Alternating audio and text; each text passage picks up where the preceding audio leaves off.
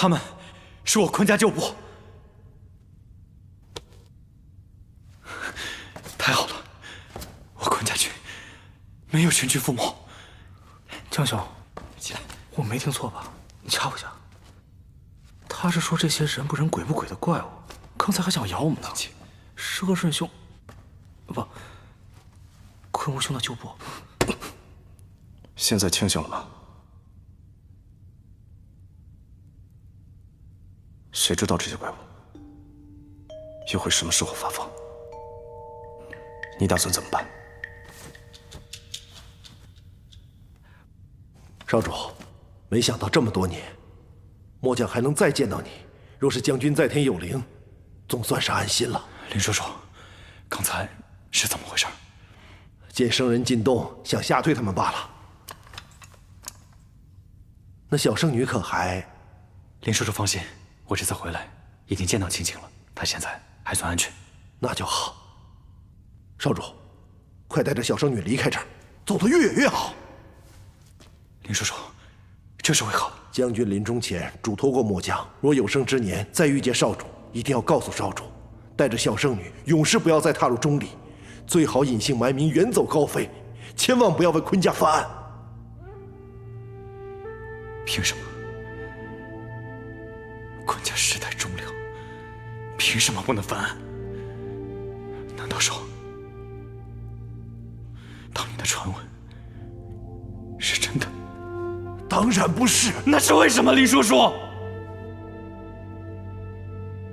就连你和我都不能为坤家求得真相，那我阿爷、阿娘，还有死去的坤家军，就只能永远成为背负千古罪名的冤魂，是吗？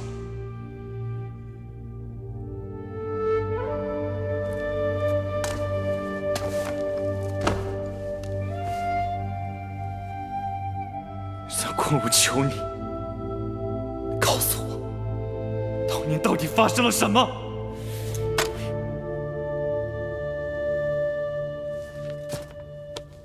少主，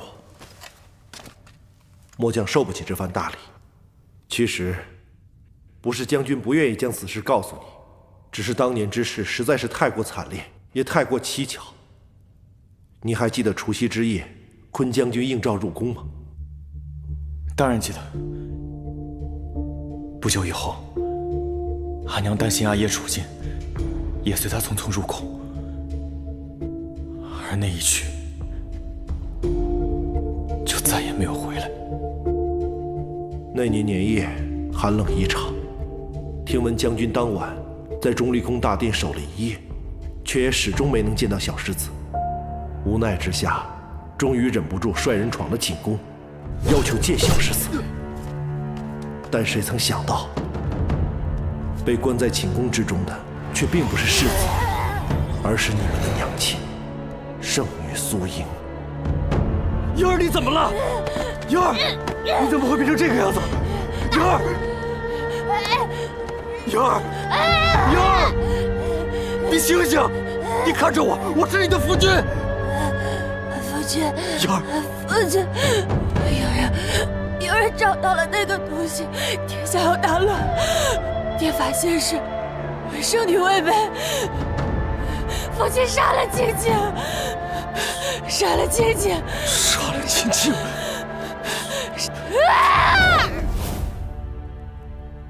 那后来呢？为何都说是我阿爷杀了我阿娘？听说夫人死前，让将军趁自己还未完全变成怪物，砍下自己的头颅，好让自己解脱。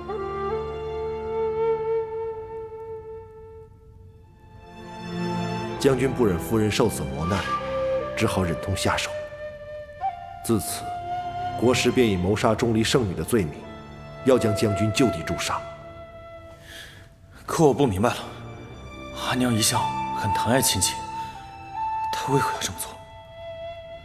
不知道，但你们莫要怪夫人。将军说此事定有隐情。到底是多么可怕的事情，才能让阿娘忍心舍弃自己的亲生女儿？爹，天法是什么？那个东西又是什么？夫人口中的那东西，末将或许知道是什么。昆府之变当日，末将记得，有些人变成了夫人口中的拔怪，而有些人并没有。除夕之夜，大家同时同意，唯一不同之处就是我们这些人喝过府中的井水。井水？末将猜测，那井水被人放了什么东西，导致喝过井水的人嗜血狂暴，不生不死。何谓不生不死？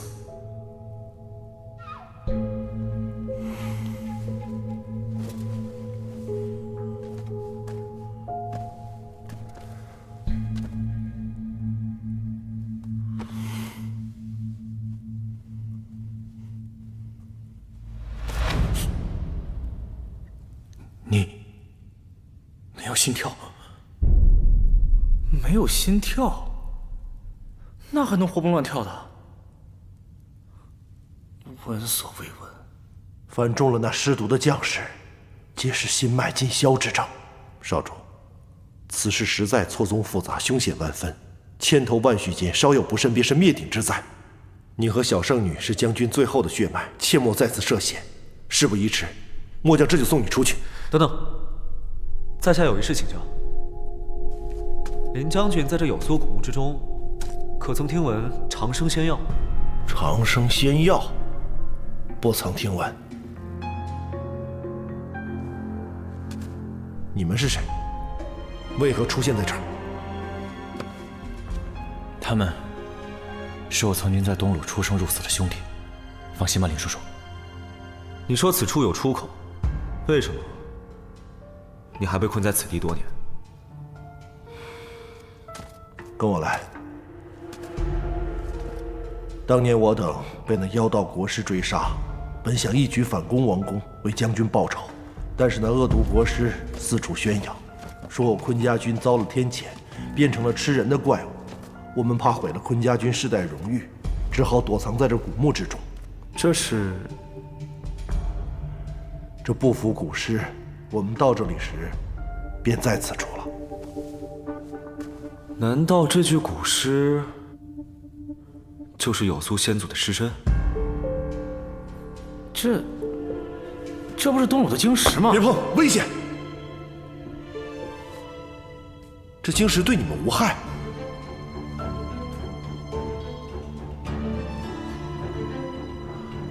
原来如此，看来只有我等身中尸毒之人，才会被这晶石所伤。所以说，这晶石能伤你们？没错，因为这个晶石，我们损失了不少兄弟。这晶石原来是克制拔怪的。你又干嘛？这怪物手块头皮。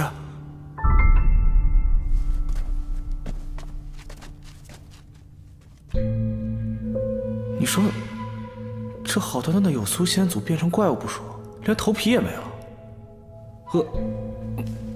坤兄，你们有苏一族的仙人，到底做了什么，竟落得如此下场？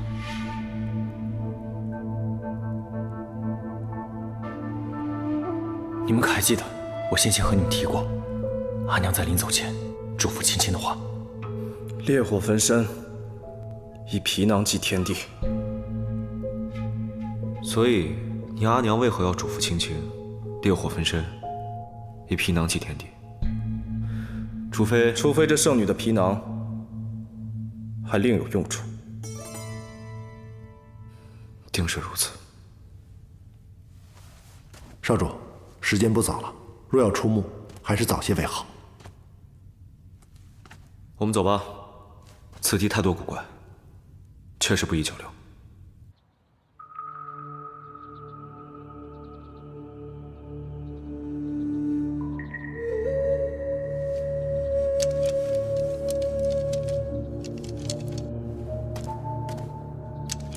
拿去，快马送往上山。是。世子营惨死钟离，钟离国主营救不利。这奏折到元央老儿的手中之日，便是你钟离国主死到临头的一天。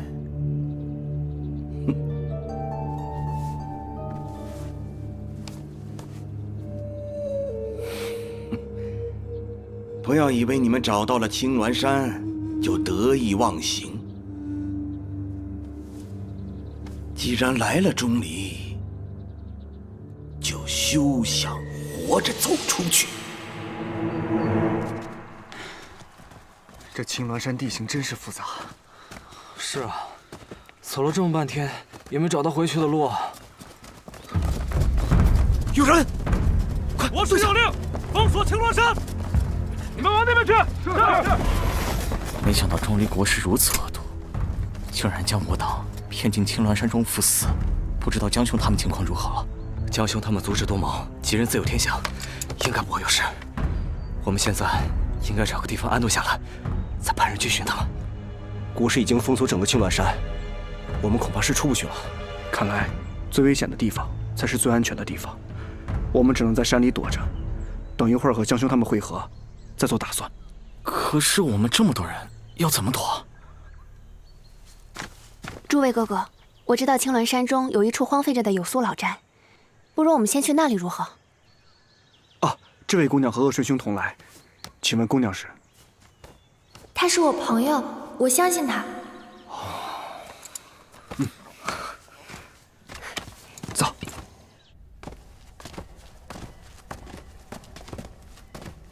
少主，这上面的天井就是出口了。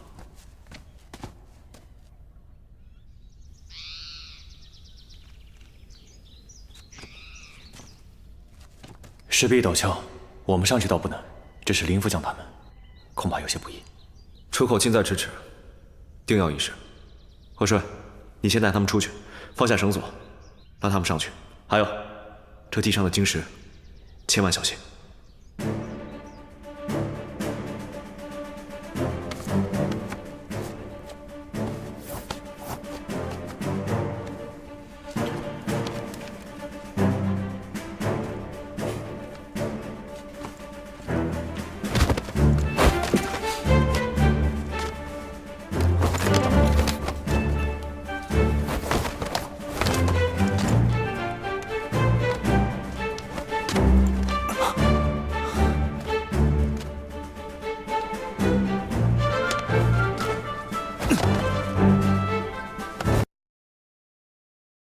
水中贵族百岁山，邀您继续观看。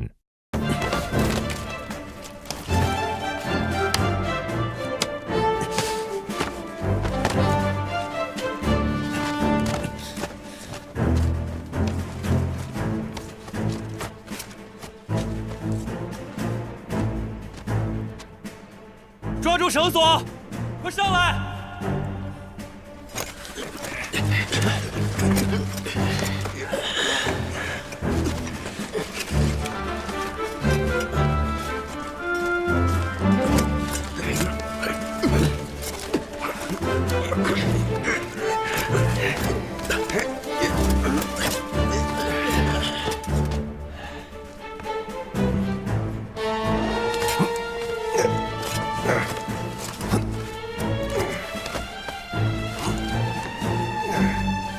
小心！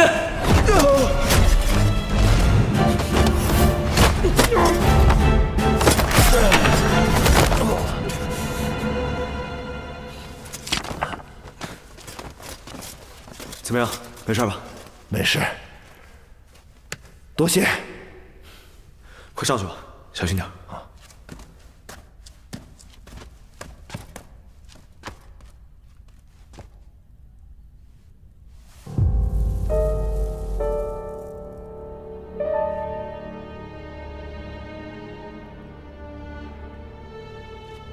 江兄，你快上来啊！就剩你了。没事，我这就上去。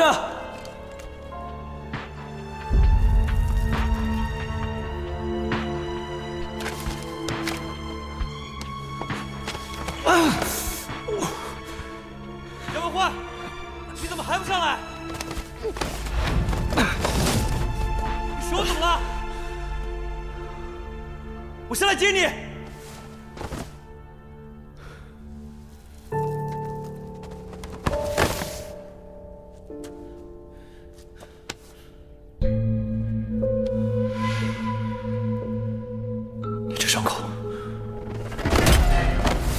他与坤家军搏斗时碰到的，小伤，不碍事的。只有我等身中尸毒之人，才会被这晶石所伤。林叔叔，江兄伤口被晶石所覆盖，你可见过这样的伤势？难道说，江公子方才与我等搏斗时有所受伤，伤口带着尸毒，反被血晶石当成尸体了？你离我远点，这玩意儿古怪，小心误伤了自己。你受了伤，为什么不早说？这地方不宜久留，我这就一点小伤，我自己顾得过来。江兄，你坚持一下，我和重兄马上就下去。不是，糟了，上面有危险。这些毛贼从哪儿冒出来的？这弓箭是钟离宫守军之使，又是那杀千刀的国师。老虎不发威，你当你心眼好欺负是吗？坤家军给我上！看情况，国师的人手在洞口，你先上去支援。我们一起。你一个人从监狱中出去，还有可能。我背你。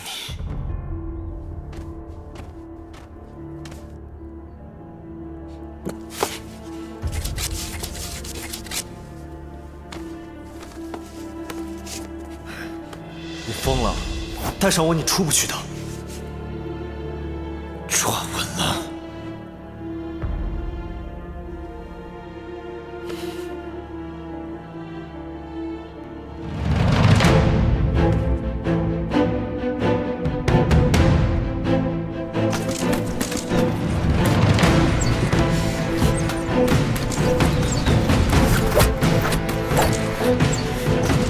剑太多了，带着我谁都跑不了。放手吧。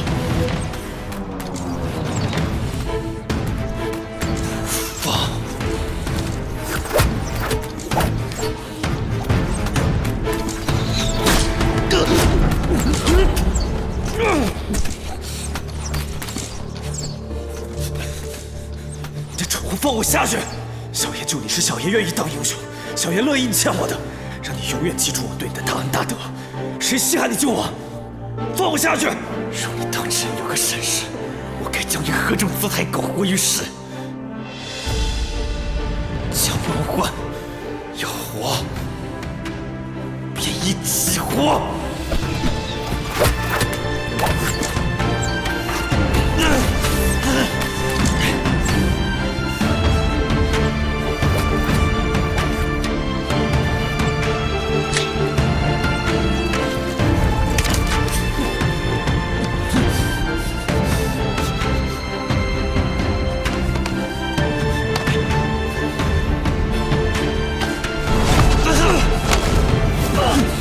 你说的对，一起活下去才有意思。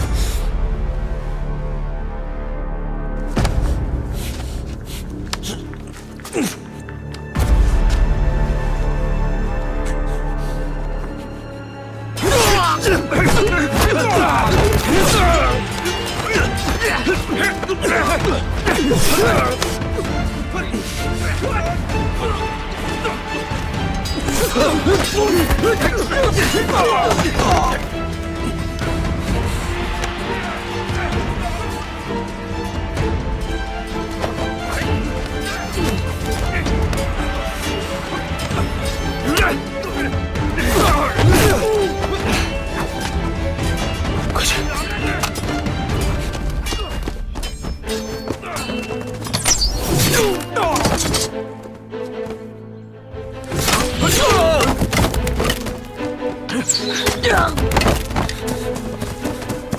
等等，小心埋伏。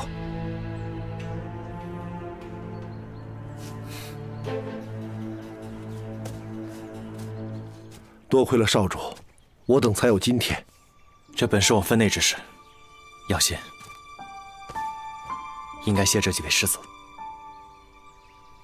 方才对几位多有得罪，承蒙各位以德报怨，助我等逃出升天，又拼死相护，林某和坤家军会铭记几位恩德。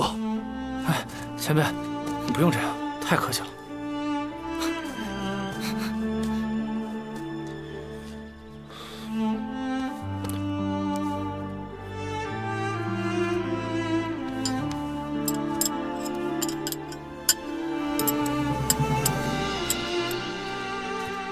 林叔叔，你这是？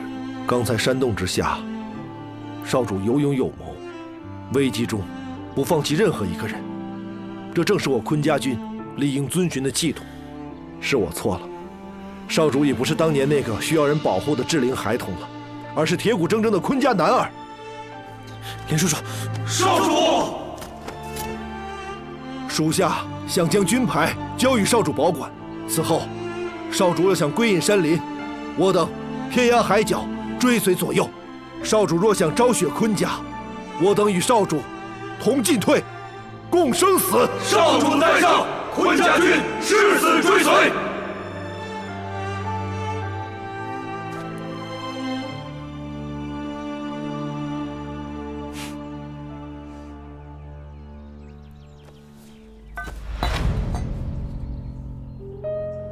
江兄，你给我说清楚，怎么会让他们跑的？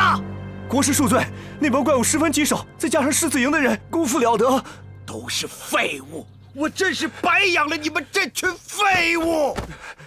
主上息怒，还不赶紧下去赐令100军棍！是。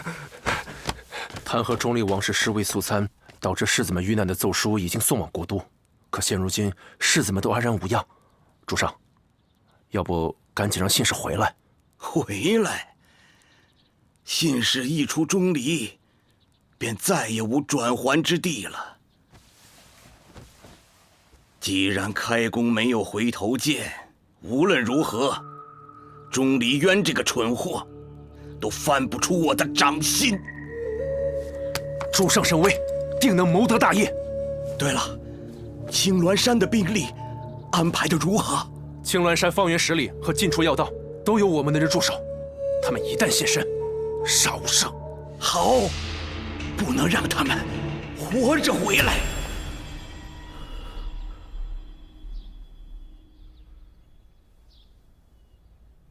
丫头，我这是在哪儿？这是青鸾后山的有苏老宅。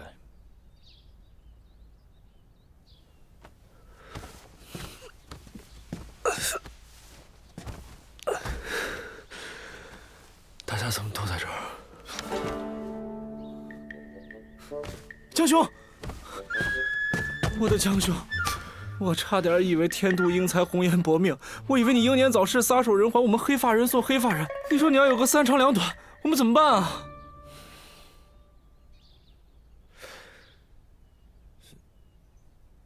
你和易遥为何在这儿？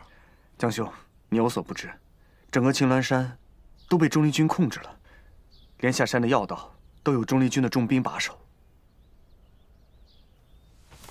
还好这位姑娘告知我们，后山人迹罕至，有废弃多年的有苏老宅可供躲藏，我们就到这里来了。国师的人一直在山中搜索，幸而此处极为偏僻，才没有找到这里。为了躲开国师的耳目，我们几个人只能偷偷的在青鸾山中寻你们。看来贤玄机要将我们绞杀在青鸾山中。如此胆大妄为，必定是要反了。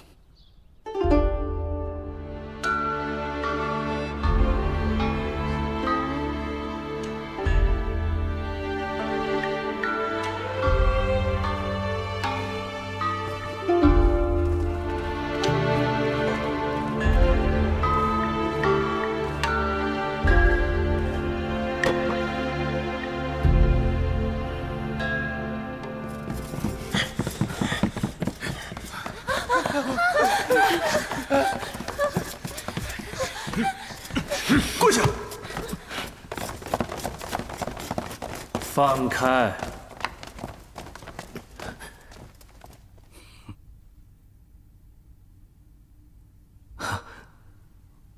国师，你这是何意啊？钟离国国主钟离渊，不殉国政，耽于声色，全无效忠商山之心，更是居心叵测，诱世子营入青鸾山，令商山使臣尽数命丧其中，狼子野心，其罪当诛。国师，本王何曾引诱那世子营入青鸾山？所有的征召谕令都是经过您的手啊，国师。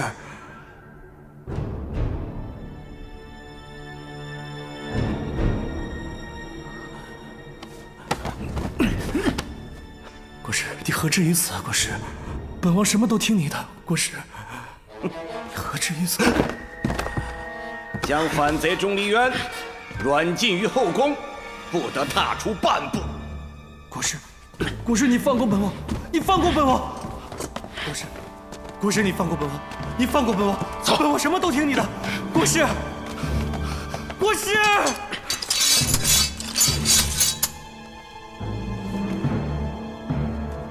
钟离国主戕害商山使臣，等同谋逆。本座为王上亲命监国，国主无道，本座取而代之。即日起，本座就是钟离的王。国师英明，钟离之福。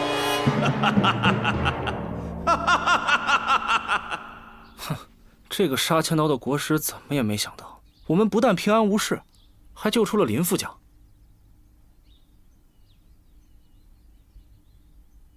林副将他们，那群怪人，鄂顺兄已经给我们讲了来历。我看他们很听鄂顺兄的话，只要他们不惹事作乱，我们世子营不会与他们为难。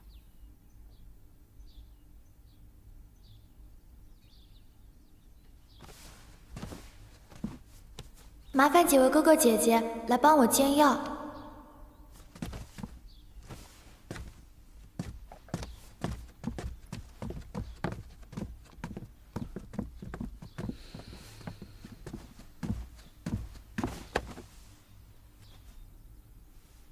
你没告诉其他世子营的兄弟吧？我说了林叔叔的冤情，但没说我与坤家的关系。只说了在地下城救了他们，他们念及恩情，如今奉我为主。放心吧，林叔叔有分寸，会帮我一忙。这可不是什么长久之计，终有一天，你的身份会暴露。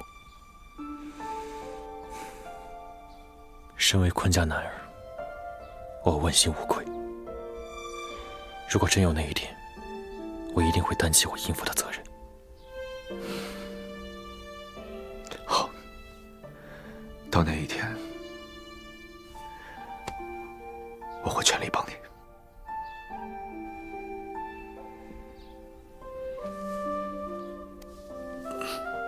不过，此事实在古怪。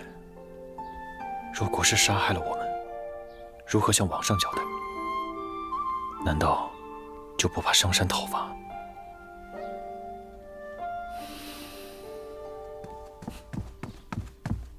江兄，不好了！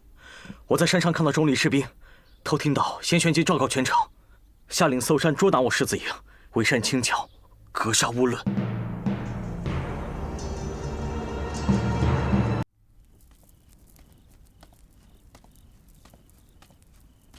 属下恭喜主上。喜从何来呀？恭喜主上将计就计，借刀杀人，得偿所愿，成为钟离之主。现在恭喜本座，怕是为时过早吧？那姜文焕等人还活在人世，他们不死，我这国主之位怎么能坐得稳呢？怎么，你竟然不知此事？属下确实按照主上吩咐，将他们引入了地下城。可他们进去之后，又出来了。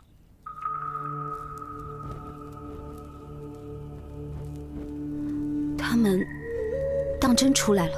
真人看起来很是意外呀。有苏古墓向来有去无回，他们既然按主上旨意进去了，就不应该再出来。那真人可想知道，那有苏古墓的下面到底有什么吗？我只应遵主上吩咐，不该问国师问题。可本座今天偏偏想给你一个提问的机会，你有什么想问我的吗？若我没能将他们引入地下城，国师是否也会杀了我？大胆！姑喜呀姑喜，跟了本座这么多年，果然对本座很是了解。若是你一时心软，出了差错，埋伏在地下城入口外的弩兵将会将你们尽数射杀。当然，这是本座最不愿意看到的情况。钟离真人自古是钟离王室的代言，他们死在你手上，自然比死在本座手上更能让钟离渊坐实这个戕害使臣的谋逆罪名。钟离渊谋逆，在下为其犯下戕害使臣的罪孽，那我又该当何罪？按律当诛。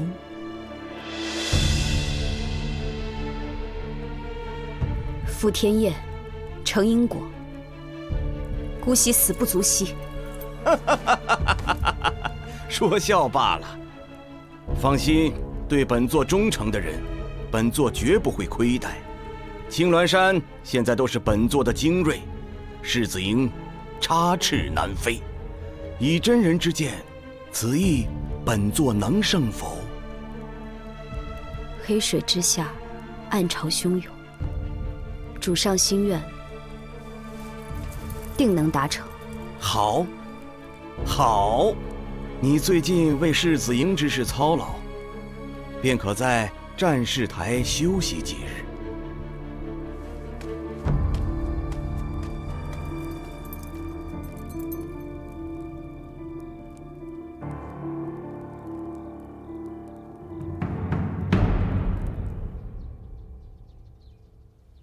轩辕姬好谋算，让姑息引我们入地下城，是断定我们出不来。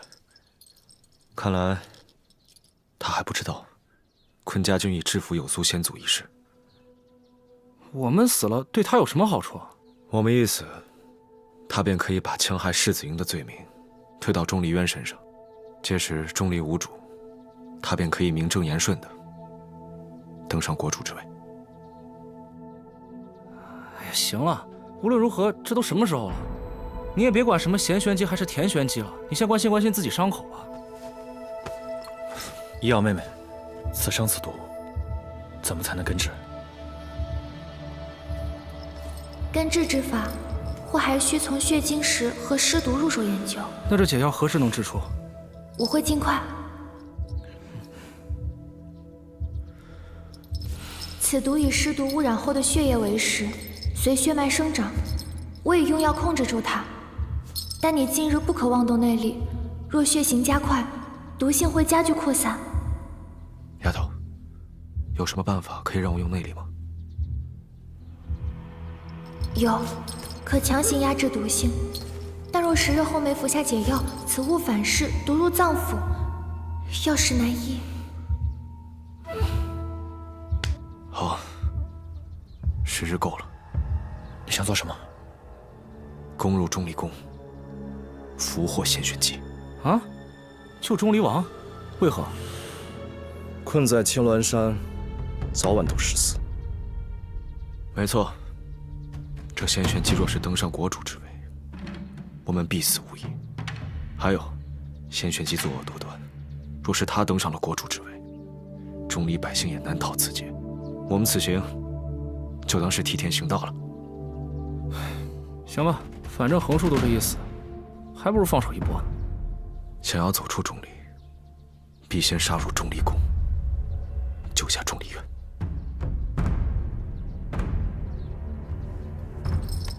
可你这伤势……这不还有你呢吗？你怎么会让哥哥死呢？对吧？可是，咱们狮子营人少力微，想要攻入钟离宫，恐怕……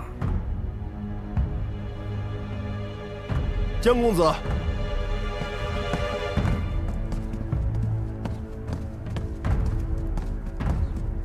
江公子，鄂顺公子，我坤家军与贤玄机的血仇不共戴天，攻城之际，坤家军愿与狮子营通力合作。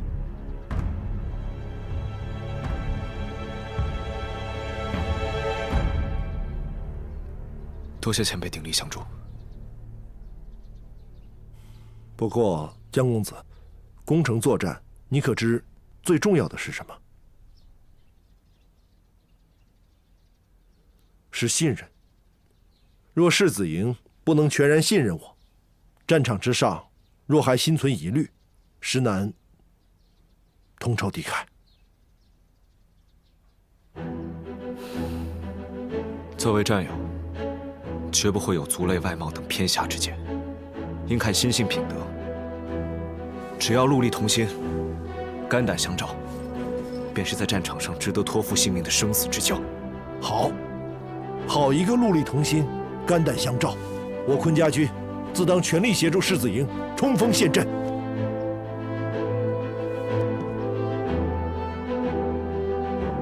好，那我们就一起杀入钟离宫，还钟离一个太平，还坤家一个公道。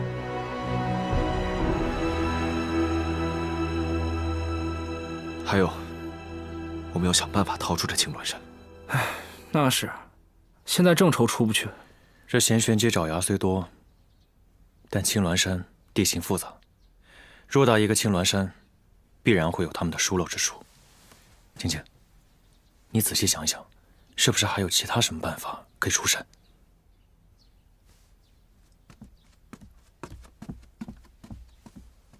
丫头，解药的事情就交给你了。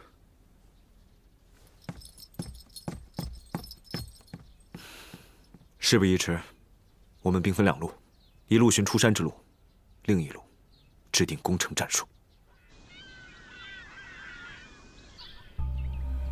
这血晶石与拔尸之毒到底有何关联？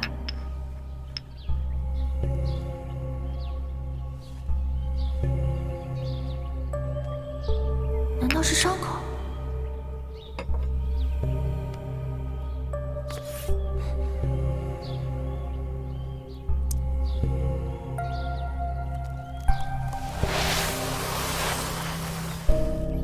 原来如此，这血晶石若是康健之人以血饲之，则遇血生长；若是身中尸毒之人不慎沾染，则视其为宿主，侵蚀骨血，致其丧生。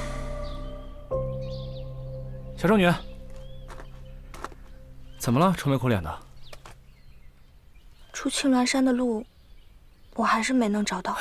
没事儿，你都多少年没来青鸾山了，万一这山里又多了条新路，你不知道也正常。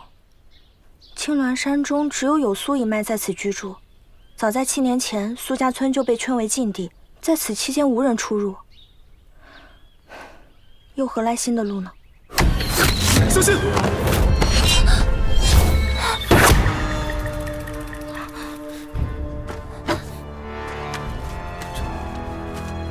是张地图。江兄，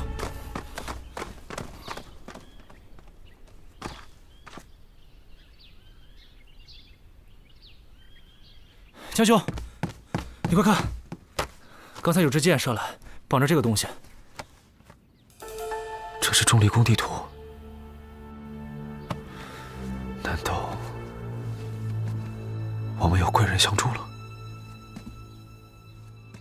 这确实是钟离宫地图，这宫城建筑、大门甬道、院落布置与我所熟知的宫城一模一样，还有一些地方甚至连我都不知道。那好啊，有了这图，我们想打钟离宫不是易如反掌吗？可是，这送图之人是谁？是敌，还是友？真人分明乃国师麾下，为何要告诉我长生仙药的线索？难道不怕国师怪罪？公子不是已经得到想要的答案了吗？那我是谁的人，对公子来说重要吗？难道是他？你是说姑喜真人啊？这神婆的，那可不敢用。谁知道他给没给咱们下头？师兄，你带前辈先去准备吧。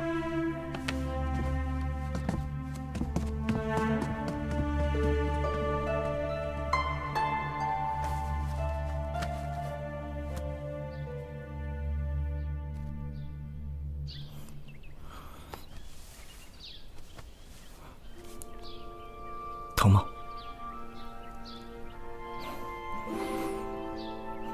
脱臼了，我来帮你复位，你忍一下。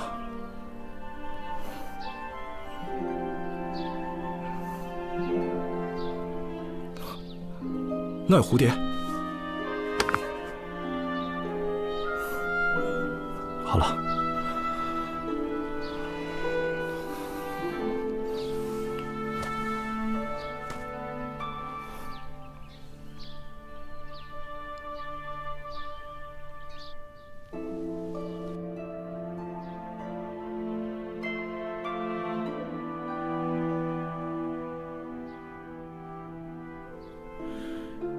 你还尚未康复，不宜思虑过深。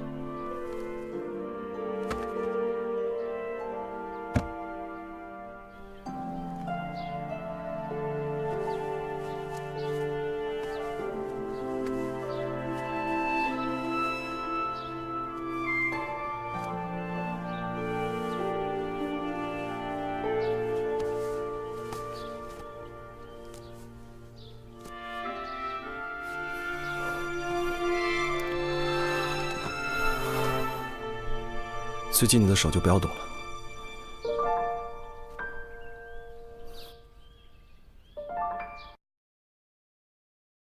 水中贵族百岁山，邀您继续观看。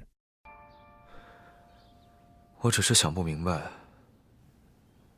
这姑喜真人，他的目的到底是什么？他貌似属于国师麾下，听从贤玄机之命，将我们困于有苏古墓之中，而如今却又送来这张图，让我们易于行事，攻入钟离宫中。你是说，这姑喜真人的背后另奉他主？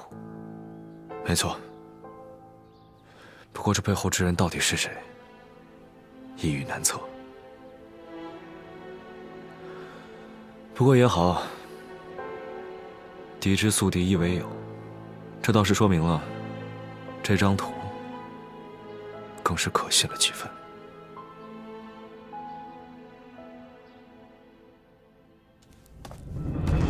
启禀王上，微臣有急报请奏。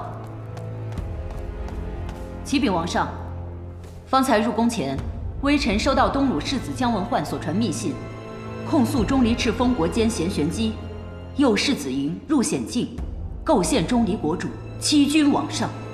世子们都还好吗？回王上，众世子已经突破了青鸾山的围捕，准备夜袭钟离宫，以图营救国主钟离渊。但贤玄机软禁了钟离渊，想要借商山之手除掉钟离渊，取而代之。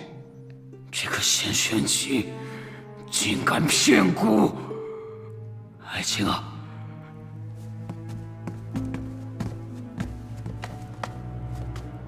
爱卿啊，7年前姑没费一兵一卒，将钟离纳入商山版图。贤玄机出谋划策，确有立功，所以姑才把钟离监国一职给了他。这些年任其发展，姑多有宽宥，没想到竟然养大了他的狼子之情。今日他敢觊觎钟离国主之位，明日他就敢觊觎本王的天下。爱卿啊，你与世子婴有师生之谊，有你暂代统领之职，但带领饕餮军前往钟离平叛。微臣遵旨。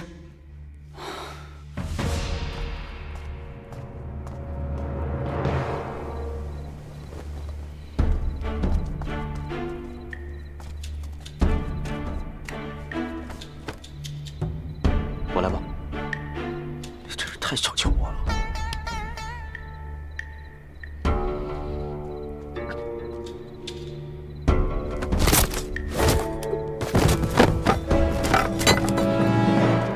怎么样？有了我们家易遥的神药，小爷我生龙活虎。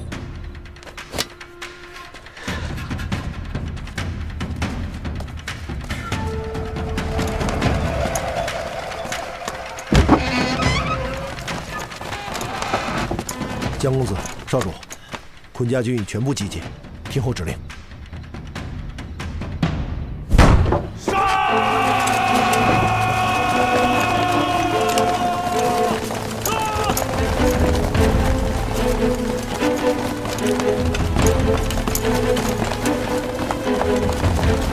江兄，破城门破得太容易，不费吹灰之力，不会有诈吧？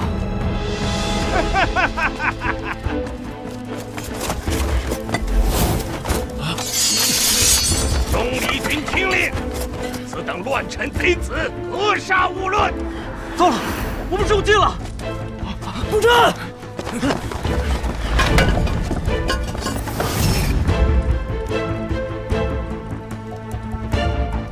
瞧我这乌鸦嘴，我就说吧，事出太易必有因。你们终于来了，本座可是早已恭候多时了。什么？是来恭候我们取你这条狗命吗？江文焕，本座很欣赏你这一身傲然反骨，但你偏要与本座为敌，那就不要怪本座不惜才了。就你，一个依靠弱女子来欺骗百姓信任的糟老头子，还在那跟我谈什么惜才？真是滑天下之大稽。我觉得你应该去找那姑喜真人算算命，看看你这作恶多端、欺君罔上的真小人，该当丧命何时？你以为如此口舌，就能让本座生怒吗？本座所作所为，乃是顺应天道。这钟离，早已是诛死国王之态。当年，要不是本座力挽狂澜，扶大厦之将倾，上天有感，再降福泽，怎么会有今日的钟离呢？一派胡言！先玄机，你毒害圣女，构陷忠良，软禁国主，操控人心，是你毁了钟离。今日，我昆家军便要与你清算旧账，为钟离国铲除祸根。原来是你们，竟然还没死！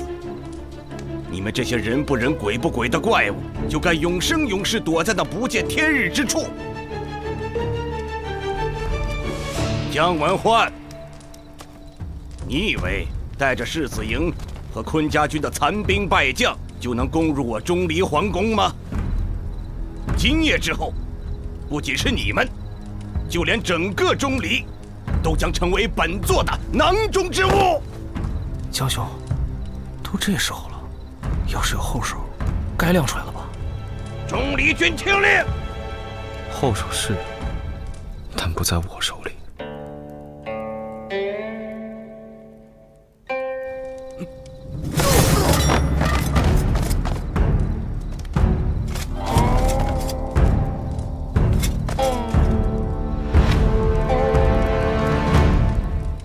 饕餮军，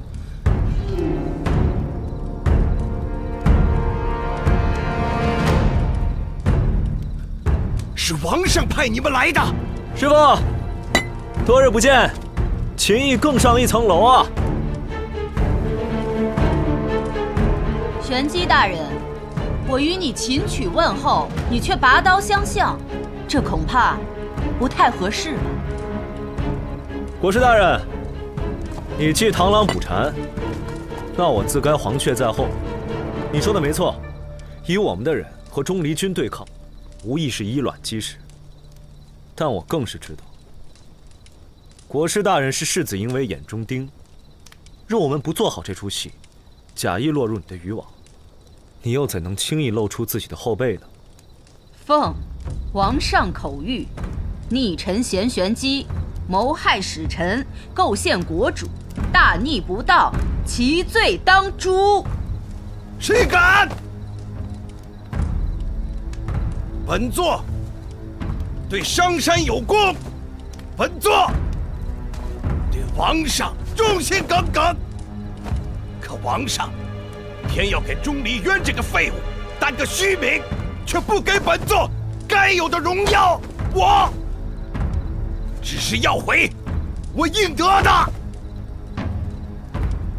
贤玄机，身为臣子，皇上不给你的东西，你却有了不该有的野心，那就是等同谋逆。其实，你已是这钟离国事实上的主人，却眼红那国主名号带来的虚荣，实属贪婪不治啊！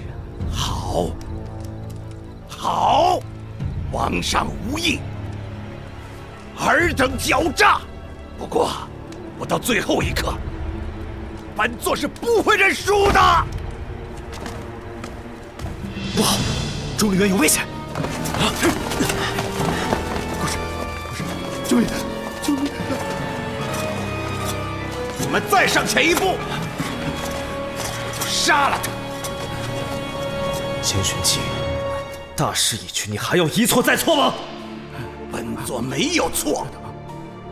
比起这个废物，本座才是钟离的救星，本座就该是钟离的主人。事到如今，你还不知悔改。7年前，你毒害圣女，残害忠良，让坤家旧部在地下城永不见天日。你还挟持国主圈禁苏家，更是为了隐瞒罪名，将世子营引入地下城，企图让我们与坤家旧部两败俱伤，同归于尽，以此来假传诏书，圈禁国主。贤玄机，你作恶多端，还不束手就擒！国师，事已至此，你放过我吧，孤一定求他们放过你，求他们不杀你，好不好？闭嘴！闭嘴！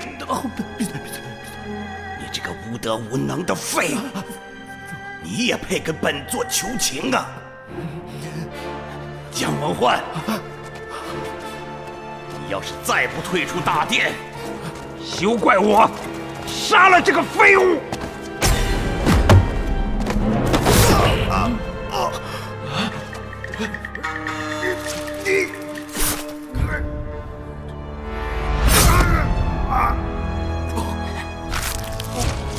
国师，每每用得出是反咬一口的滋味，不太好受吧？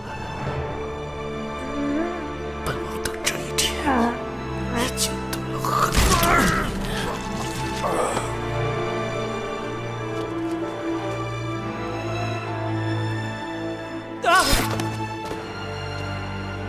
保护国主！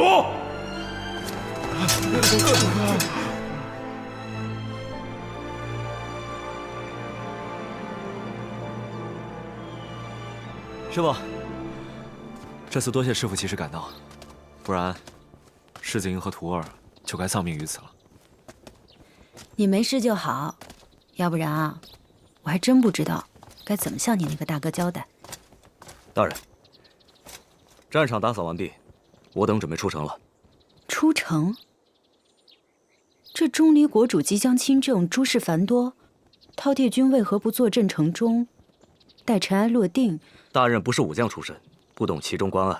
饕餮军是商山直系，评判是本分，但评判之后，诸侯如何整肃纲纪，我等没有王上的诏令，怎能介入？照旧制，我等会在城外10里扎营。大人别只顾叙旧，尽快上报王上，是班师回朝还是如何？将士们等你拿个章程。属下告退。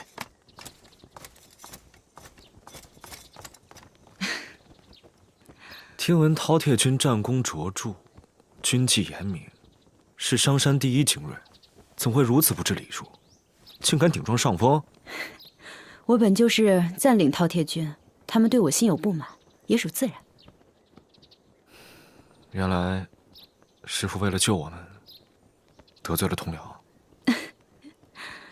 无妨，你们没事，才是最重要的。你受伤了？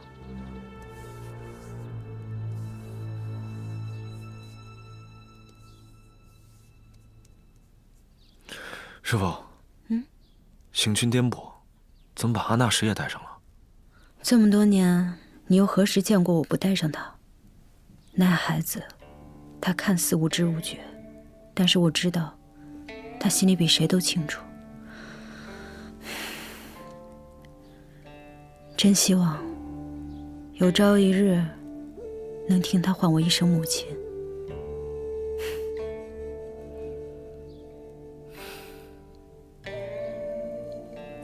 一定会有那么一天的。这是火阳符，朱砂阳气旺盛，专克阴毒，希望能克制住你体内的毒性。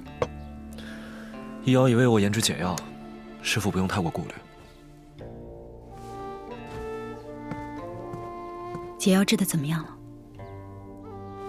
还差几味药材，应该就能制出了。好孩子，多亏有你了。我去给哥哥煎药。去吧。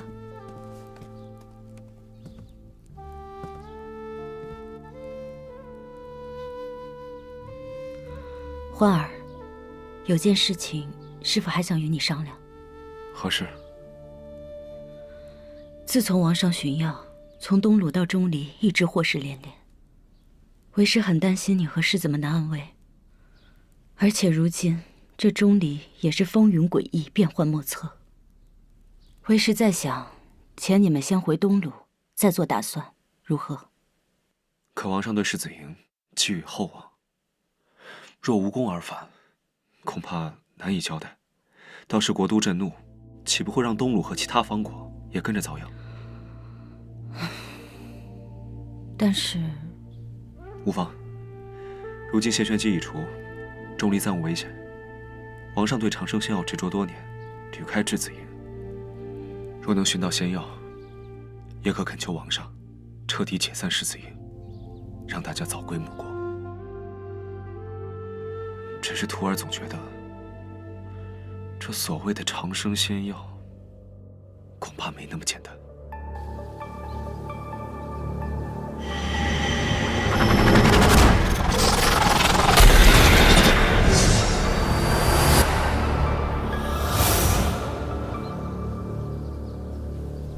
天生地沉，阴阳不交，小人得势，万物祸乱。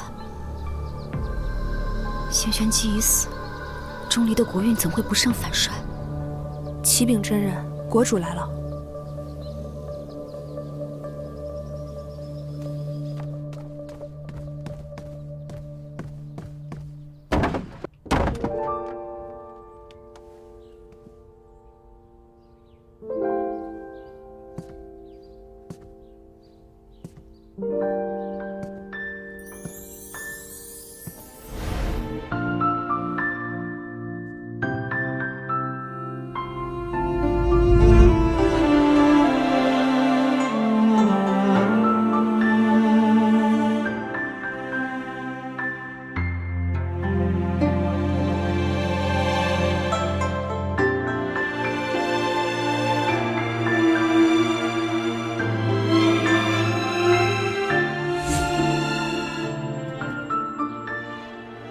你来了。我好久没有机会能像现在这样好好看着你。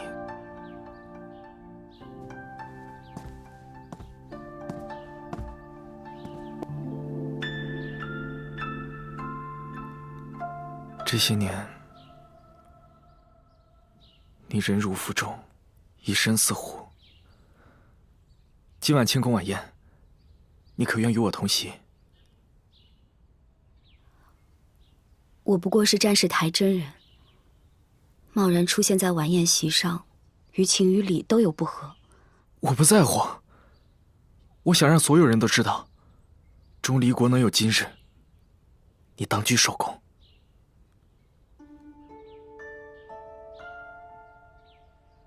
复国之业，不世之功，姑息怎敢妄人？可是，国主，姑息并不在乎那些浮名虚誉，我的所作所为，也不过是尽了钟离子民的应尽义务。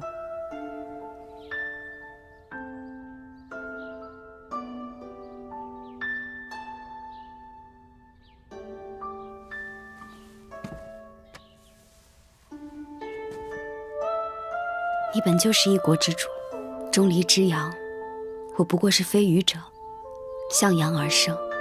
你我蛰伏7年，现国仇已报，万物归位，并入正轨。我作为钟离真人，今夜自当留在战士台，为钟离国祈福。好，你不愿意做的事情，我永远都不会强迫你。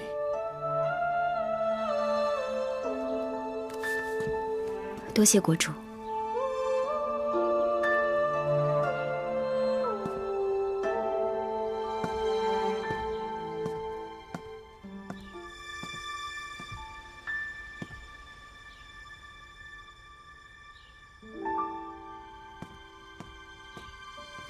天生地沉，阴阳不交，小人得势，万物祸乱。这到底是什么意思？